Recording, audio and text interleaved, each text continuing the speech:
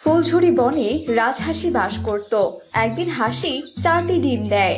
এই ডিম রেখে তো আমি আর কোথাও যেতে পারবো না।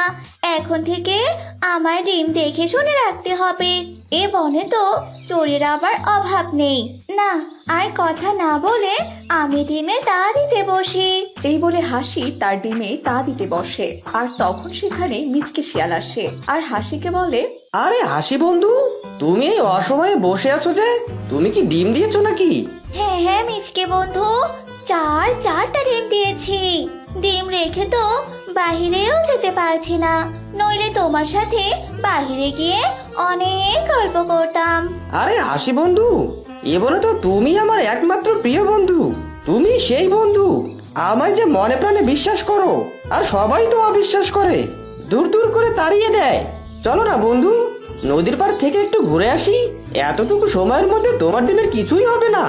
বন্ধু, তুমি যখন এত করে বলছো তখন চলো। অনেকক্ষণ হলো আমি ডিমে তা দিচ্ছি। আমি বরং একটু বাহির থেকে ঘুরে আসি, তাহলে আমার শরীরটাও একটু ভালো লাগবে। চলো বন্ধু, চলো। এই বলে হাসি তার ডিম রেখে মিচকে শিয়ালের সাথে নদীর পাড়ে ঘুরতে যায়।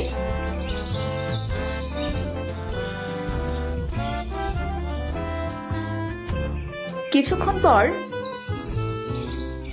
হাসি বন্ধু, তুমি এখানে একটু দাঁড়াও। আমি এক্ষুনি আমার গুহা থেকে একটা কাজ সেরে আসছি। তুমি কিন্তু আবার চলে যেও না, আমি ঠিকই আসবো। আচ্ছা আচ্ছা, ঠিক আছে বন্ধু। তুমি না আসা পর্যন্ত আমি এখানে তোমার জন্য অপেক্ষা করব। এরপর মিচকে শিয়াল সেখান থেকে চলে যায় আর হাসি মিচকে শিয়ালের জন্য অপেক্ষা করতে থাকে। এভাবেই বেশ কিছুক্ষণ পার হয়ে যায়, কিন্তু মিচকে হাসির কাছে আর ফিরে আসে না। তাই হাসিও তার গুহায় চলে যায়।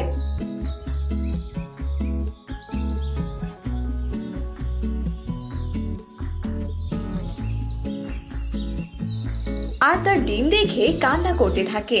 হায় আল্লাহ, হায় হায়, এই কাজ কে করলো?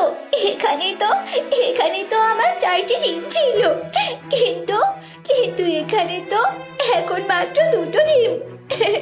কে কে আমার 2টো ডিম খেয়ে নিল? আমার মিচকে বন্ধুর সাথে ঘুরতে যাওয়া একদম ঠিক হয়নি। ঠিক তখনই সেখানে মিচকে শিয়াল আসে আর হাসিকে বলে, আরে বন্ধু হাসি, তুমি কখন চলে এসেছো? আমি তো নদীর পাড় থেকে তোমাকে না পেয়ে সোজা তোমার গুহায় চলে আসলাম। কিন্তু হাসি বন্ধু, তুমি কাঁদছো কেন? হঠাৎ তোমার কি হলো? বন্ধু, আমার যে সর্বনাশ হয়ে গেছে। কে যেন আমার 2টি ডিম খেয়ে গেছে। কে করলো এমন কাজ? আমি আমি তাকে যদি দেখতে পারতাম তাহলে তার নামে বনের বড়দের কাছে বিচার দিতাম। বন্ধু, তোমার এত বড় সর্বনাশ শুধুমাত্র আমার কারণেই হলো। আজ যদি আমি তোমাকে নদীর পাড়ে নিয়ে না যেতাম, তাহলে তুমি তোমার ডিম হারাতে না। সত্যি বন্ধু, আমি তোমার অনেক বড় ক্ষতি করে ফেললাম। আমাকে তুমি ক্ষমা করে দিও বন্ধু।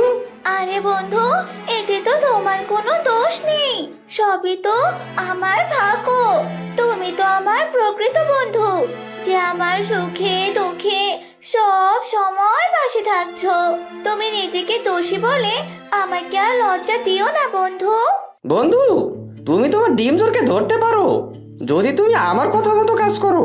এক কাজ করো, যে তোমার 2টো ডিম খেয়েছে সে নিশ্চয়ই কালকে আবার আসবে।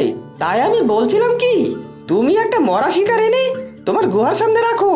ওই চোর যখন তোমার গুহার সামনে ওই শিকার খেতে আসবে, নিশ্চয়ই তখন ওর পায়ের ছাপ থাকবে। তখন তুমি ওর পায়ের ছাপ দেখলেই বুঝতে পারবে কে ওই চোর। সত্যি বন্ধু, তোমার মতো বন্ধু যেন সবার থাকে। তুমি আজ রাতে আমার গুহার সামনে শিকার রেখে যাবে। কাল সকালে আমি চিহ্নিত করব আসল চোর কে। আচ্ছা ঠিক আছে বন্ধু, আমি তাহলে এখন আসি।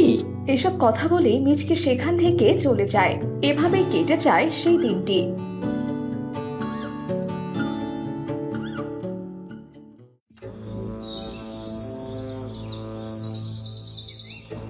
পরের দিন সকালে হাসি গুহা থেকে বের হয়ে দেখে, আরে আরে, এ তো দেখছি কুমিরের শরীরের ছাপ।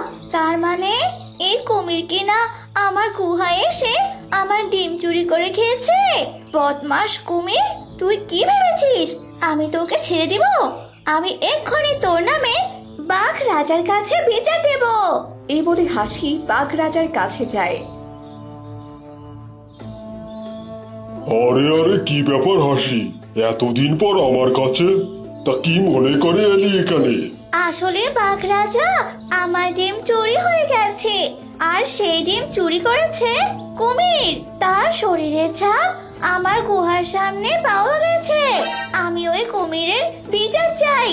আপনি দয়া করে ওই কুমিরের বিচার করুন। আজ আমার ডিম খেয়েছে, কাল তো আরেকজনের ডিম খাবে। ওকে আপনি কঠিন শাস্তি দিন। কি, কুমির তো ডিম খেয়েছে? এর জন্য নিশ্চয়ই ওর শাস্তি হবে। চল, আমি এখনই কুমিরের কাছে যাব। তুই আর কাঁদিস না রে। তারপর বাঘ আর হাসি মিলে নদীর পাড়ে যায় আর কুমিরকে ডাকতে থাকে। কুমির, এ কুমির, কিরে, আমার কথা শুনতে পাচ্ছিস না? আরে আরে বাঘ রাজা, আপনি সাথে আবার দেখছি হাসি, তা কি মনে করে? আরে, তোর কথা শুনে মনে হচ্ছে তুই ভাজা মাছটা উল্টে খেতে জানিস না। তুই নাকি কাল হাসির ডিম চুরি করে খেয়েছিস। হাসি তোর পায়ের ছাপ দেখতে পেয়েছে ওর গুহার সামনে। আমার মেজাজটা একটু আগেও খুব ভালো ছিল, কিন্তু তোমাদের কথা শোনার পর থেকে মেজাজটা আমার গরম হয়ে গেছে। হাসি যে ডিম পেড়েছে সেটাই তো আমি জানি না। এই শোনো, আমার কামড় খেতে না চাইলে দুজনে এখান থেকে ভাগো। ওরে বাবা, এই কুমির তো আবার বড়ই ডেঞ্জারাস। এ যা বলে তাই করে। হাসি, আমি এই কুমিরের হাতে মরতে পারবো না। আমি চললাম রে। এসব কথা বলে বাঘ সেখান থেকে চলে যায়।